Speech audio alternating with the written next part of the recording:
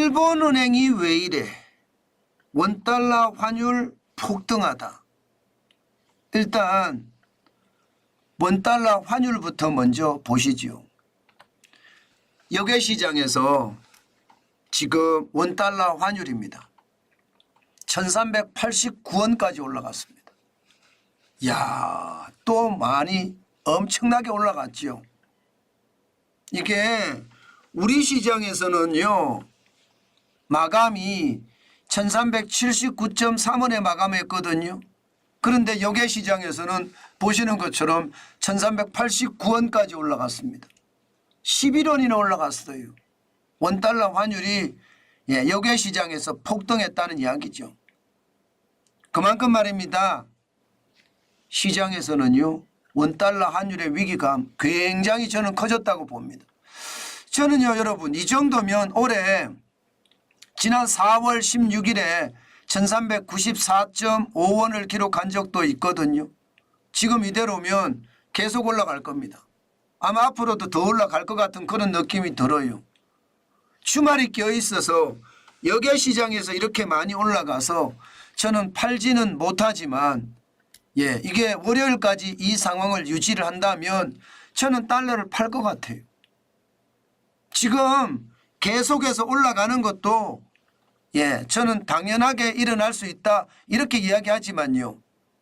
반대로 달러를 조금씩 분할 매도하는 것도 의미가 있다 이렇게 생각을 한다는 겁니다. 1389원이라는 숫자 여러분 적지 않아요. 지금 보시면 지난 4월 16일에 1394.5원이죠. 2022년 10월 25일에 1433.1원입니다. 그러니까 굉장히 높은 숫자예요. 높은 숫자니까 이게 아무래도 우리가 준비를 해야 되는 것은 아닌가 그런 생각도 하게 되거든요. 그럼 원달러 환율이 왜 이렇게 많이 올라갔느냐? 일반적으로 말입니다. 일본 때문입니다. 일본의 기준금리를 동결시켰습니다. 일반적으로 시장에서 예측하기에는요. 6월에는요. 일본의 기준금리를 올릴 거다 이렇게 예상을 했거든요.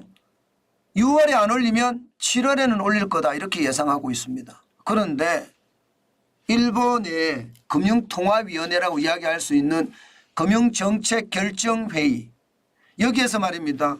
기준금리는 동결했습니다. 대신에 긴축의 방법으로 사실상 금리를 인상하겠다 이렇게 선언을 했습니다. 무슨 얘기냐고요? 테이퍼링을 좀 덜 완화하겠다는 거죠. 지금까지 매월 장기 국채를 6조 엔 정도 매입을 했거든요. 6조 엔 매월입니다. 우리나라 돈으로 보면 52조 9천억 정도 됩니다. 그런데 이거 말입니다. 앞으로 줄인다는 거, 자산 매입을 축소한다는 거예요.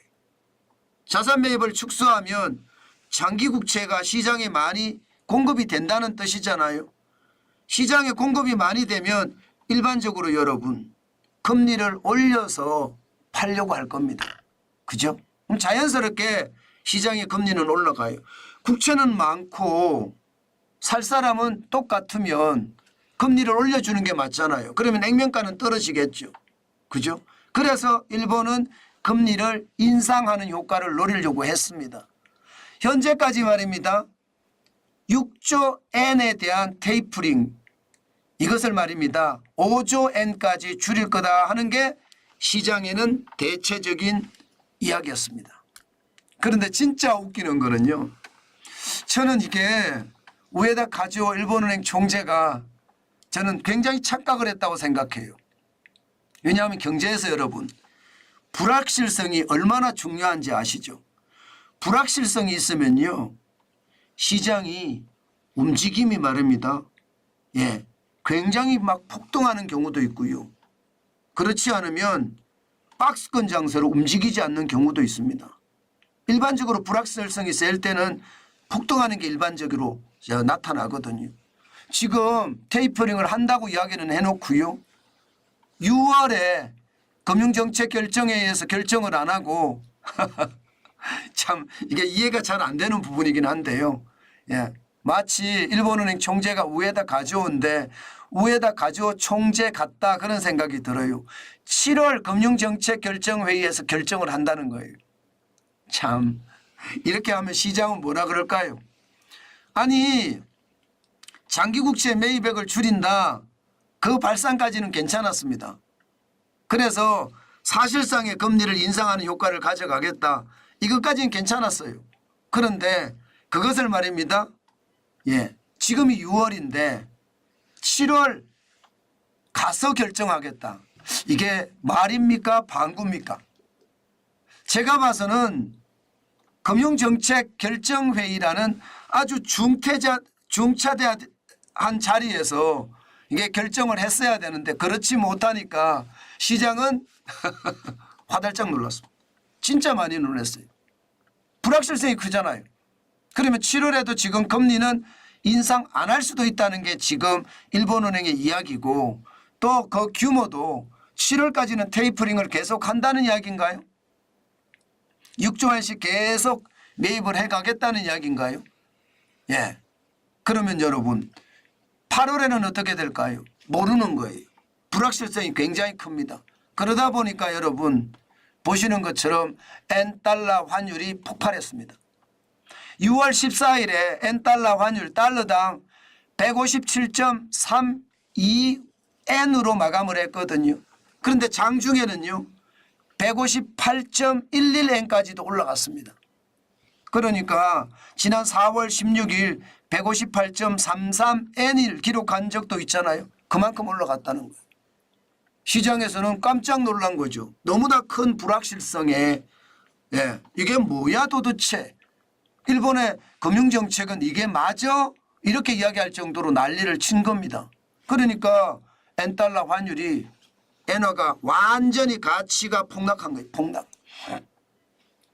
158.33엔이라는 게 1990년이에요. 1990년 4월 이후 34년 만에 최고거든요. 1990년 4월 3일에 159.87을 기록한 적이 있잖아요. 그때 이후로 말입니다. 최고예요. 그런데 어제 158.11까지 장중에 올라갔으니까 시장은 굉장히 많이 놀란 거죠. 그만큼 말입니다. 일본의 통화정책의 불확실성. 제가 봐서는 좀 바보 같아. 그죠? 그런 바보 같은 결정을 한 겁니다. 그것이 말입니다. 시장에 영향을 미쳤고 상대적으로 말입니다. 엔달러가 가치가 뚝뚝뚝 그러니까 엔화의 가치가 뚝뚝 떨어지니까 상대적으로 원화의 가치도 뚝뚝 떨어졌다는 거예요. 엔화의 가치가 떨어지니 상대적으로 원화의 가치도 떨어졌다. 그래서 원달러 환율이 폭등했다. 이런 얘기가 성립이 됩니다. 게다가 말입니다. 일본이 금리를 올리면 달러 인덱스라고 이야기하는 달러의 가치 말입니다. 6개 통화 대비해서 달러의 가치를 나타내 주는데 유로화는 금리를 내렸습니다. 일본은 이제 불확실해졌어요. 금리를 올릴 거다 예상을 했는데 안 올리게 돼요. 예, 일본이 차지하는 비중이 굉장히 크거든요. 예, 실질적으로 달러 인덱스에서 유로화가 57%지만 예, 엔화도 한 10%가 넘거든요. 거기에 파운드와 캐나다 달러, 스웨덴의 크로나, 스위스의 프랑 이렇게 6개 통하거든요. 거기에 대비해 달러를 가치를 나타내 주는 게 일본의 엔화를 올리면 그래도 가치를 그대로 유지할 텐데 이게 불확실성이 커지고 금리를 안 내린다는 표현이 더 강해지니까 달러 인덱스가 더 덩달아 올라갔습니다. 지금 6월 14일 기준으로 105.54까지 기록했습니다.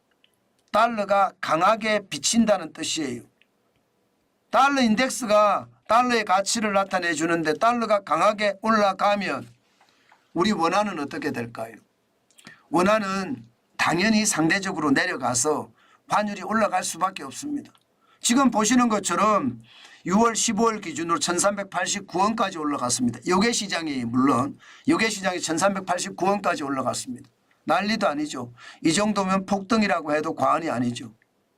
저는 여러분 예, 이게 단순하게 지금은 통화에 대한 문제지만 환율이 이렇게 높게 오래 유지한다는 건 1389원 이렇게 유지한다는 것은요.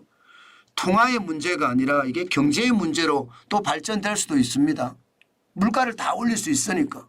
지금 물가 수입 물가 내려갔다고 지금 떠들썩하거든요. 그런데 원달러 환율이 또 올라가면 또 문제가 생길 수도 있다는 것. 이거 어떻게 생각하면요. 예, 환율의 문제가 아니라 경제의 문제까지도 커질 수 있다는 것도 보인다. 그런 생각도 듭니다. 더 중요한 것은 여러분, 시장은 이렇게 다이나믹하게 움직이니까 우리가 가지고 있는 달러는 어떻게 해야 될까요? 아마 많은 사람들이 고민을 할 거예요. 이 시기에 달러가 이만큼 올라갔는데 더 사? 그렇게 더 사 하시는 분들도 있을 수 있습니다. 경제를 어떻게 보느냐에 따라 다른데 지금 극단적 위기가 온다고 판단이 되면 더 사는 사람들도 있을 거예요. 위험 회피를 하는 수단으로. 그렇지만 대부분의 사람들, 대부분의 필부, 저 같은 필부들은요. 이렇게 많이 올라가면 분할 매도를 결정하는 게 일반적입니다. 분할 매도. 또 상대적으로 말입니다. 필요하신 분들 있잖아요. 해외에 있는 자녀들을 공부를 시킨다든가 아니면 해외에 달러를 꼭 보내야 되는 사람들은 지금 안 살 겁니다. 떨어질 때까지 기다렸다 살 겁니다. 지금 무조건 이거는 좀 많거든요. 분할 매수도 너무 많이 올라갔기 때문에 조금 쉬었다가 하시는 게 좋지 않을까 그런 생각은 해봅니다. 어쨌든 여러분, 일본은행의 어떤 기대와 달리 거의 비둘기파적인 결정, 이것이 말입니다.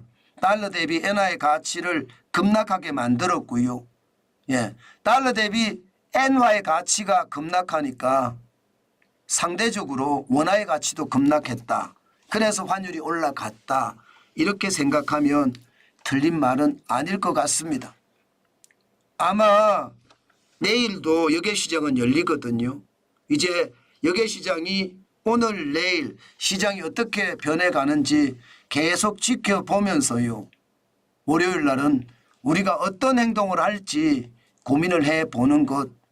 지금 주말에도 간간히 원달러 환율을 살펴봐야 되겠습니다. 그래야만 우리가 어떻게 움직이면 좋은 것인지를 찾아내지 않을까 저는 생각해 봅니다.